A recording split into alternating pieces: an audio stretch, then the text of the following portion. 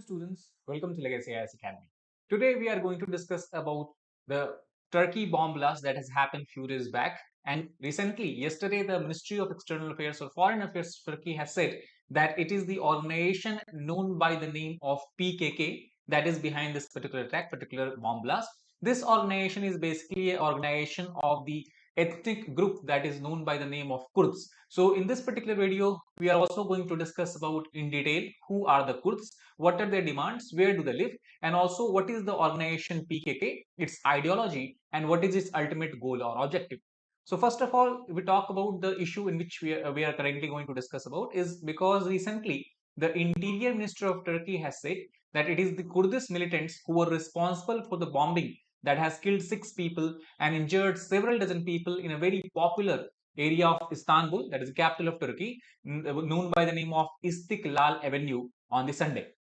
Minister also has said that the evidence has pointed for the involvement of the Kurdish Workers Party in which is also known by the acronym of PKK, and also to the Syrian Kurdish group known by the organizational name of DUP or Democratic Union Party.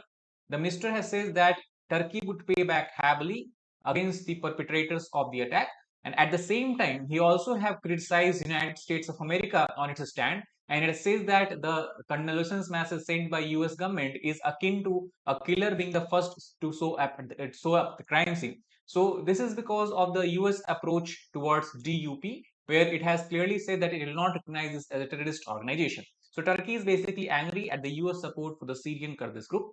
So who are the Kurds and why are they attacking Turkey, or why they have carried out this attack on Turkey? So first of all, Kurds, as we discussed, is an ethnic group which are inhabiting mountainous geocultural region that are collectively known as Kurdistan. Now, Kurdistan, we have to understand, is not a country. It is not at least a recognized country, but Kurdistan is a region that spans over several countries of the West Asia and the Middle Eastern countries, where Kurds are demanding to have a separate nation of themselves.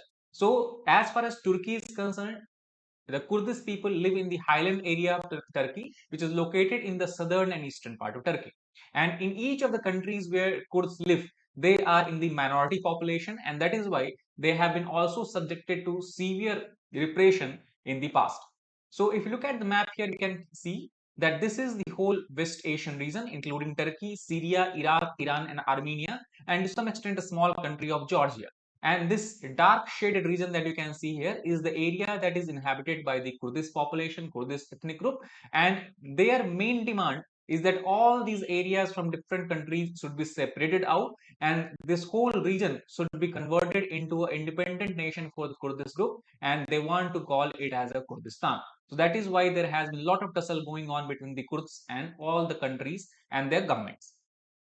So let us try to understand what has been the history of Kurds. So as far as the Kurdish historians are concerned and the nationalist organizations are concerned, they believe that they are very, very ancient people, and their history can span back as long as 2005 years from now. However, in recent time, if we talk about the history of Kurds, it began somewhere in the 7th century when a large number of Kurdish ethnic group converted into Islam, and most of the Kurdish people currently are followers of Sunni variant of Islam, as well as minority group follows Sufism as well. As far as the language of Kurdish group is concerned, the language they speak is called as Kurmanji, which is similar to languages such as Persian spoken in Iran and the Pashto spoken in Afghanistan and some other regions and surrounding regions.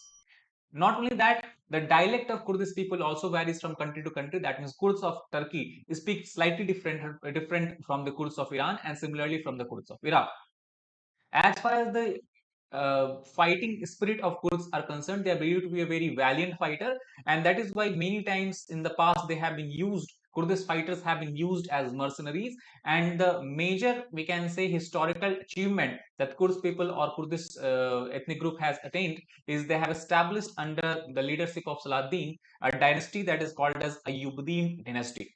After that, however, their hold on power has continuously weakened, and they have not been able to put up a strong voice, and that has led to a futile attempt in development of their own country.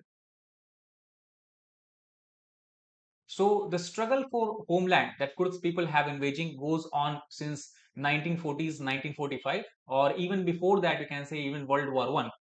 And as far as their status is concerned, United Nations have said that they are the world's largest stateless ethnic group, and their population spans somewhere between 25 million to 35 million. And despite this high population, despite their distinct cultural identity, despite their distinct ethnic identity, and despite having a unique and distinct language, they have not been able to ever get any independent homeland or independent national homeland. So let us look at the background or historical background that how their demand for separate homeland has panned out. So it was during the World War One, after the end of World War One, somewhere in 1980s, a Versailles Peace Conference was arranged, and it was during the Versailles Peace Conference, Mehmet Sharif Pasha, who was we can say a Kurds of Ottoman Empire or a Kurdish participant of Ottoman Empire, and he demanded that the area spanning over Turkey, Iraq, and Iran should be combined together, and thus a Kurdistan should be created. However, this demand, despite the discussion going on in this demand, things changed rapidly, and in year 1920, another treaty was signed that is called as Treaty of Sevres.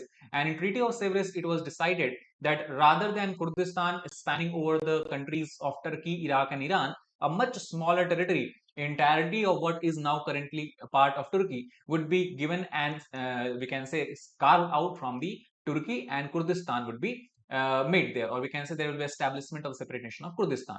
However, in 1923, this again underwent changes when there has been a lot of discussion going on between the Turkey and the other Western countries, and a new agreement called as Treaty of Lausanne came into existence. And as per this Treaty of Lausanne, the idea of self-governing Kurdistan region came to an end, and the whole region which Kurdistan or the Kurds were demanding for their own homeland was basically made a part of the modern day Turkey. Now, as we know that Kurdish people are fighting continuously for their separate nation against the nations such as Turkey, Iraq, and Iran, there are also having instances of several repression, severe repression against them. For example, in Turkey, there has been severe ban that has been imposed, especially during the time of Recep Tayyip Erdogan, who is the current president of the Turkey, and he and his government has banned Kurdish languages, the Kurdish names, songs, and even dresses. Similarly, if you look at Iraq, in Iraq, Chemical Ali was well known for attacking the Kurds with the chemical weapons during the reign of Saddam Hussein. And similarly, in the Iran, there has been severe Kurdish uprising in 1980s, 1990s that were ruthlessly crushed. So that is why we can see that all the countries where Kurds are try to have some kind of uprisings, trying to have some kind of protest, they have been severely repressed. So due to this repression, it gave rise to a movement that is called as PKK movement. So as far as PKK movement is concerned, their ideology is driven by the concept of revolutionary form of Marxism and Leninism, and also we can say they have a separatist ethno-nationalism as their driving goal. So as we know that Marxism, Leninism believes in having a nation which is based on the revolution, which is created after the revolution, and also it is a egalitarian nation. Similarly, the separatist ethno-nationalism refers to the concept where the Kurdish people want to have a separate nation carved out from different countries, and on the basis of this nation, the basis of this nation which they want to create will be the ethnicity, that is separate ethnicity of Kurds. So that is why we can call it as a ethno-nationalism. On this ground, Turkey has clearly said, and it has showed that it stand, that Kurds people or Kurdish people or the PKK movement especially, which is operating in Turkey, they want to suppress the diversity of Turkey, and they also want to prevent participation and integration of Turkey's citizen of the Kurdish origin. So that has been the allegation that Turkey's government has imposed, and that is why they have said that this organization is nothing but a kind of terrorist organization, and they have came down on this organization with the full force. As far as the Western countries and their stand on this particular PKK group is concerned, so several European Union nations and others such as United States, Canada, and Australia, they have banned this organization and have categorized it as a terrorist organization. So what has been the timeline of the PKK? So it was year 1978 when Abdullah Öcalan, he created a group that is called as KWP. The KWP stands for Partiya Karkaren Kurdistane, or PKK, that translates that is a kind of Kurdish language. Then under the leadership of Abdullah Öcalan, PKK group has waged revolutionary war. They have waged a guerrilla fighting until year 1999 when the leader was captured. During this 15 years of time, when the guerrilla warfare was going on between the Turkish militaries and this PKK group. It is believed that almost 40,000 Kurdish civilians were killed in the fighting.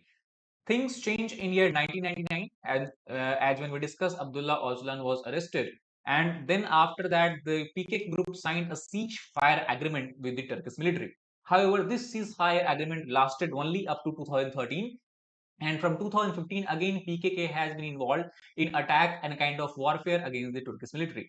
And in 2015, the main reason why this ceasefire collapsed is believed to be the Turkey's decision to join the war in Iraq and Syria against ISIS. And it is during this war Turkey has came to know Turkey has actually started attacking the PKK's bases in the Syria as well as the Iran and Iraq region.